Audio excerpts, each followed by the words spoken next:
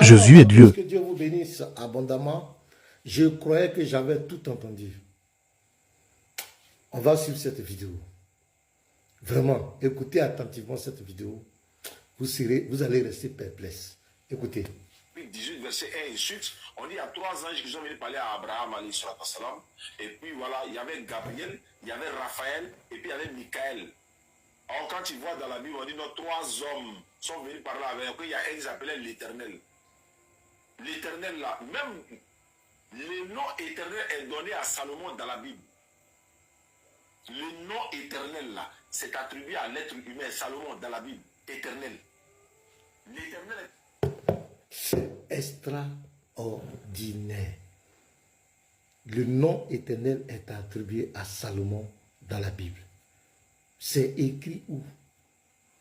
Genèse 18, le verset 1 à 33, il dit que ça parle de choses comme Gabriel, Raphaël. C'est écrit où? Il va prendre le Humash, le commentaire des rabbins qui donnent leur avis sur le verset. Ce sont eux qui ont inventé cette histoire. Mais voici le texte qui est là.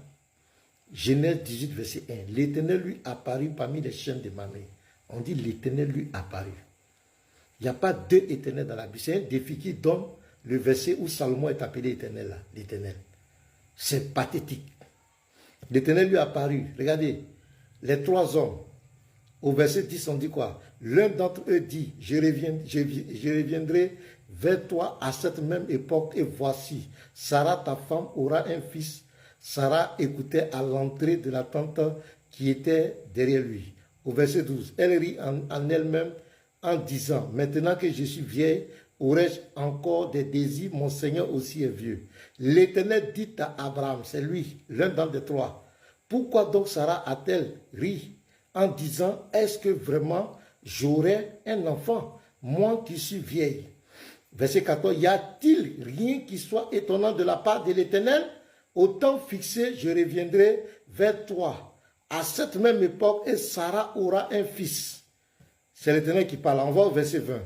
Et l'Éternel dit, c'est pas Gabriel, c'est pas Raphaël, arrêtez de manipuler. L'Éternel dit, le cri contre Sodome et Gomorrhe s'est accru, et leur péché est énorme. C'est pourquoi je vais descendre. Et je verrai s'ils ont agi entièrement selon le bruit venu jusqu'à moi. Et si cela n'est pas, je le saurai. Les hommes s'éloignaient, les 2 vont s'éloigner et allaient vers Sodome. Mais Abraham s'était encore en présence de l'Éternel. Ce n'est pas un ange, on parle de l'Éternel. Et Abraham va discuter avec lui. Abraham s'approcha et dit, feras-tu aussi périr le juste avec le méchant? Il parle ici à l'Éternel. Peut-être y a-t-il 50 justes au milieu de la ville, les feras-tu périr aussi? Et ne pardonneras-tu pas à la ville à cause des 50 justes qui sont au milieu d'elle? Fais mourir le juste avec le méchant, en sorte qu'il n'en soit du juste comme du méchant. Loin de toi cette manière d'agir. Adam s'adresse à qui? Loin de toi, celui qui juge toute la terre, n'exercera-t-il pas la justice? C'est un ange qui va juger toute la terre. C'est Gabriel, c'est Raphaël qui va juger toute la terre. Et l'Éternel dit, c'est pas un ange, si je trouve dans Sodome 50 justes au milieu de la ville, je pardonnerai à toute la ville à cause d'eux. Et Abraham va discuter avec lui, Abraham va plaider pour Sodome et Gomorrhe à cause de l'autre.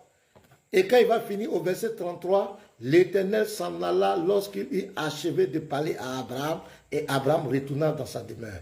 Genèse 18, verset 1 à 33 parle de l'Éternel. Il n'y a pas 2 éternels dans la Bible. C'est le seul éternel. C'est un défi.